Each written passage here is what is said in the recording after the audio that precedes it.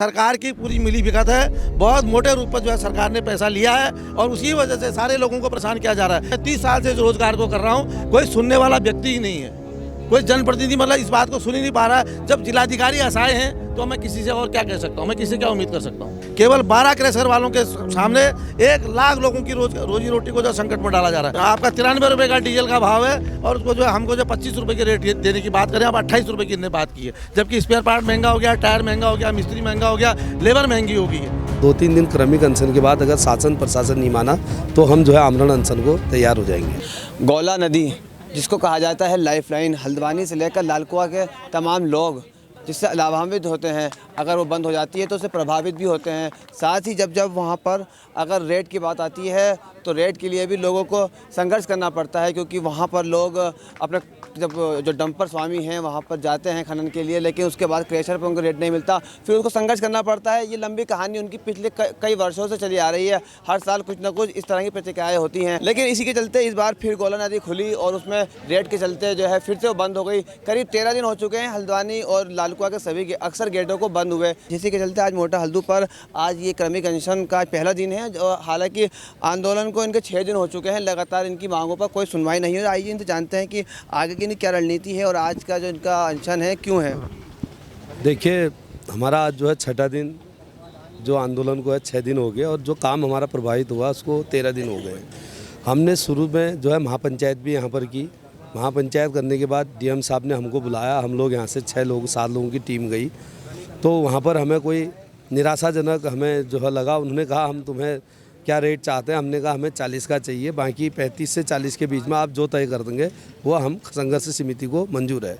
लेकिन कोई सकारात्मक रिजल्ट अभी तक नहीं आया और आज मजबूरीवश हमको क्रमिक अनशन करना पड़ा और 2-3 दिन क्रमिक अनशन के बाद अगर शासन प्रशासन नहीं माना तो हम जो है आमरण अनशन को तैयार हो जाएंगे। और जो है हमारे जो है कुछ प्रधान मित्रों का जो है महापंचायत में फैसला भी हुआ है कि माननीय प्रधानमंत्री जी के कार्यक्रम में वो जो है आत्मदाह भी करने वाले हैं अगर शासन प्रशासन नहीं चेता तो।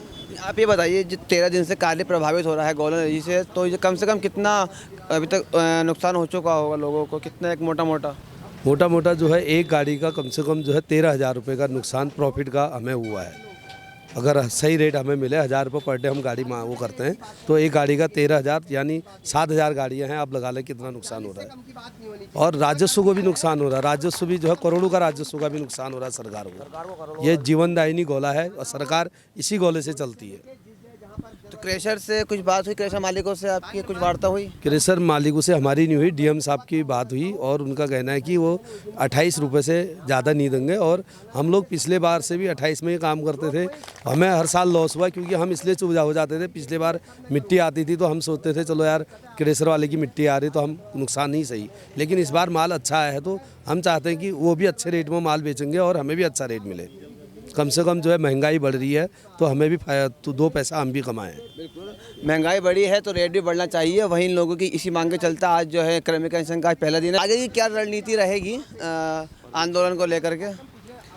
देखिए, हमारा अभी क्रमिक अनशन चल रहा है और हमारी मांगें अगर पूरी नहीं हुई तो हम अभी आमरण अनशन करेंगे जो चल रहा है अभी। इसके बाद फिर हम आमरण अनशन करेंगे। अभी तक आपको किसी क्षेत्र विधायक हैं आपके नवीन दुमका जी, उनसे बात की आपने कि मेरा पेपर में पढ़ा था कि मुख्यमंत्री जी से भी वार्ता हुई थी, कुछ उसमें आया रिजल्ट? हाँ, हमारी बात हुई है विधायक जी से, उन्होंने आश्वासन दिया है कि मैं मुख्यमंत्री से बात करूँगा और मैं उम्मीद करता हूँ कि अतिशीघ्र इसमें हल होना चाहिए, क्योंकि इससे आगे संकट और बढ़ रहा है। लेबर जो है हमारी चली जा रही है क्योंकि उनको तो रोज़ काम चाहिए होता है, इसलिए लेबरों का संकट फिर दोबारा पुनः उभर के आएगा। और अगर कोई इसमें सक्षम है तो उसको जल्दी इस पर कार्रवाई करनी चाहिए। हमारे साथ मौजूद हैं लालकुआं गेट के ये अध्यक्ष हैं। भाई साहब, ये जो आंदोलन चल रहा है आगे की क्या रणनीति रहेगी और अभी तक आपकी सरकार से क्या वार्ता हुई है संबंध में? सरकार तो पूर्ण रूप से विफल हुई है और हम लगातार जिलाधिकारी, क्षेत्रीय विधायक सारे लोगों से मिले हैं, सिर्फ आश्वासनों के अलावा कुछ नहीं मिला है। जब हम डीएम साहब ने हमको बुलाया वार्ता के लिए, उनने पूछा कि आप लोग जो है वे कितने रेट में जो है सेटिस्फेक्शन कर सकते हैं और अपना खर्चा बताइए आप। हमने उनको अपना खर्चा लिख के दिया 2800 रुपये। उसके बाद क्रेशर स्वामी को उनने बुलाया और क्रेशर स्वामी वहाँ पर आए, उनने जो है 2700 रुपये हमारा खर्चा माना और अगले दिन हमसे बोले कि आप 2800 रुपये में काम करिए। जबकि डीएम ने उनसे ये भी कहा कि जो है भाई आप 100 रुपये में आपके लिए वो काम क्यों करेंगे, लेकिन जिलाधिकारी भी इतने दबाव में हैं कि वो क्रेशर स्वामी के आगे कुछ नहीं बोल पा रहे हैं। जबकि जिलाधिकारी की पावर होती है। उनने हमसे पूछा कि आप लास्ट रेट कहाँ तक काम कर सकते हैं। हमने कहा कि भाई साहब 40 रुपये हमारा रेट है, लेकिन जिलाधिकारी महोदय अगर 2-3 रुपये अगर आप एडजस्टमेंट भी करेंगे ऊपर नीचे तो हम उसके लिए हम तैयार हैं।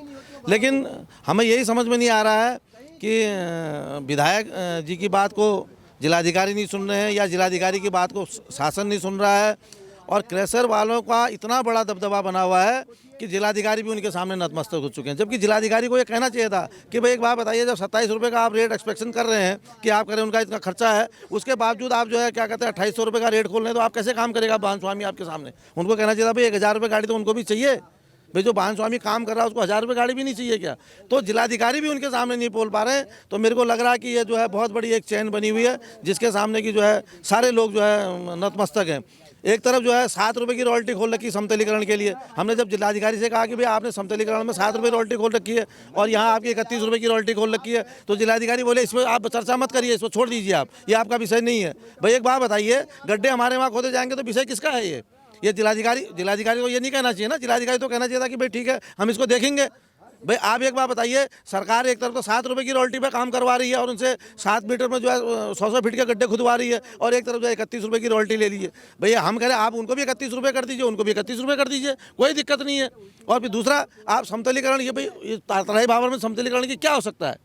भाई तराई भावर के पहाड़ तो है नहीं कोई कि आप समतलीकरण की बात कर रहे हैं, यहाँ समतलीकरण की क्या हो सकता है। ये सरकार की पूरी मिली भगत है। बहुत मोटे रूप पर जो है सरकार ने पैसा लिया है और उसी वजह से सारे लोगों को परेशान किया जा रहा है। केवल 12 क्रेशर वालों के सामने 1 लाख लोगों की रोजी रोटी को जो संकट में डाला जा रहा है।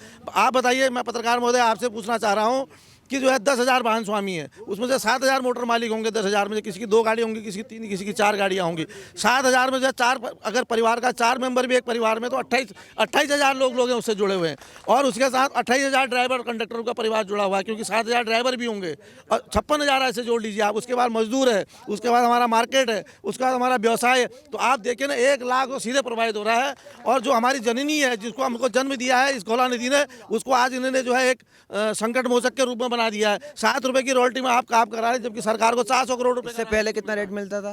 इससे पहले कितना रेट मिलता था? इससे पहले जो हमारा रेट जो है 36 रुपये रेट था हमारा। पिछले बार हमारा जबकि 36 रुपये रेट हमारा तय था, जबकि 27 रुपये डीजल का भाव बढ़ गया है। 27 रुपये, पिछले बार जो है 62 रुपये जो है डीजल का भाव था, उसमें हमको जो है 35 और 36 का रेट मिला है। और इस बार जो है आपका 93 रुपये का डीजल का भाव है, और उसको जो है हमको जो 25 रुपये की रेट देने की बात करें, अब 28 रुपये की इन्होंने बात की है। जबकि स्पेयर पार्ट महंगा हो गया, टायर महंगा हो गया, मिस्त्री महंगा हो गया, लेबर महंगी हो गई है। आप देखिए ना, मतलब एक इस सरकार में तो हमें तो यही नहीं समझ में आ रहा। मैं 30 साल से इस रोजगार को कर रहा हूँ, कोई सुनने वाला व्यक्ति ही नहीं है, कोई जनप्रतिनिधि मतलब इस बात को सुन ही नहीं पा रहा है। जब जिलाधिकारी असहाय हैं तो मैं किसी से और क्या कह सकता हूँ, मैं किसी से क्या उम्मीद कर सकता हूँ। तो जैसा कि आपने देखा, लोगों ने बताया कि पिछले साल की तुलना में इस साल जो है महंगाई बढ़ी है, लेकिन गौला के जो रेट हैं, जो क्रेशर द्वारा दिए जाते थे, वो और कम कर दिए गए हैं। लोगों में काफ़ी आक्रोश है। लोगों की मांग है कि उनके रेट को बढ़ाया जाए, जिससे लोग जो है फ़ायदा मिल सके। अन्यथा लोगों को काफ़ी नुकसान का सामना करना पड़ रहा है, जिस कारण भुखमरी की स्थिति भी पैदा हो सकती है। क्योंकि ये गौला ऐसी नदी है जिससे हल्द्वानी से लेकर के लालकुआं और इसके आसपास के क्षेत्र के लोग लाभ लेते हैं। इसके अंदर हर साल जो है खनन होता है और राज्य सरकार को भी राजस्व प्राप्त होता है। लोगों का कहना है कि उन्हें 2700 रुपये का उनका खर्चा आ रहा है, जबकि रेट खुले हैं 2800 रुपये के। अब ऐसे में 1 रुपये के लिए क्या काम करेंगे वो। और उनका बिल्कुल साफ साफ कहना है कि ये सरकार की मिलीभगत है और इसके द्वारा ही जो है लोगों को इसका नुकसान का सामना करना पड़ रहा है।